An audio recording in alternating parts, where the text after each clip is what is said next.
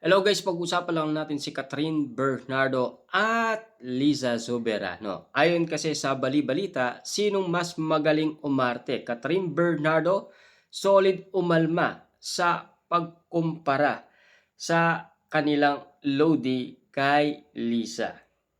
Ayon sa karagdagan bali-balita, matapos makipagbakbakan sa mga fanay ni Kyla Estrada, nakikipagsabong naman ngayon ang Catherine Bernardo solid sa mga fanay ni Liza Soberano.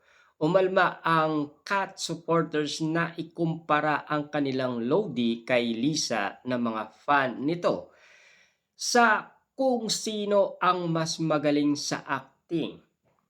Isang netizens ang nag-post sa kanyang ex-media na lumang project ni Liza sa isang emotional confrontation screen kay Enrique Hill. Gustong ipamuka ni Brian na magaling umarte si Liza sa eksenang ito na malayo sa mga nagsasabing hindi marunong umarte ang aktres na si Catherine Bernardo.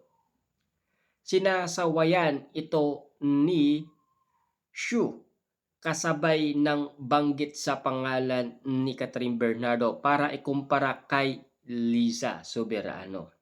Hard pill to swallow.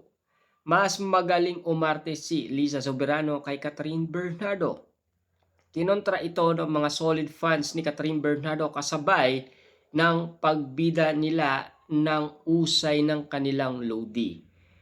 Sabi ni Lance, hindi rin no hate pero first 5 minutes appearance pa lang ni Catherine Bernardo sa Hello Love Goodbye, tatambalin na niya lahat ng performance ni Liza.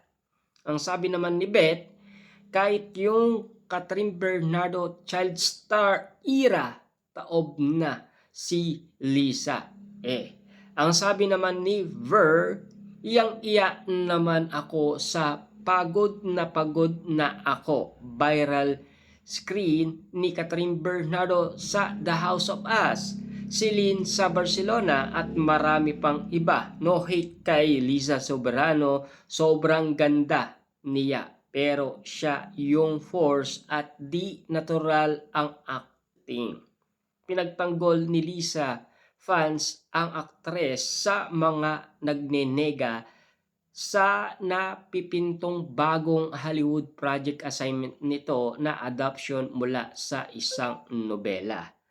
Aniya ng mga basher, hindi bagay kay Liza ang project dahil hindi naman daw ito marunong umarte.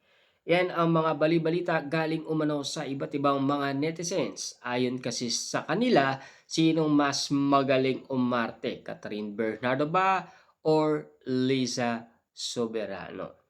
Siyempre, dahil sa bali-balita, tinitignan pa rin kung pabebegar pa si Catherine Bernardo sa kanyang pag-acting.